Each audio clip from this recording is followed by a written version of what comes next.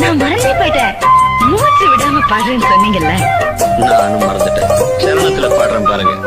வெண்ணிலாவும் பொன்னி நதியும் கன்னியின் துணையின்றி என்ன சுகம் இங்கு படைக்கும் பெண்மையின் சுகமன்றி கந்தனமும் சங்கத்தமிழும் பொங்கிடும் வசந்தமும் சிந்தி வரும் பொங்கும் அமுதம் தங்கிடும் குமுதமும் கன்னி மகள் அருகில் இருந்தால் சுவைக்கும் கன்னி துணை இழந்தால் முழுதும் கசக்கும் விழியினில் மொழியினில் நடையினில் உடையினில் அதிசய சுகந்தரும் அடங்கிவள் பிறப்பிதுதான்.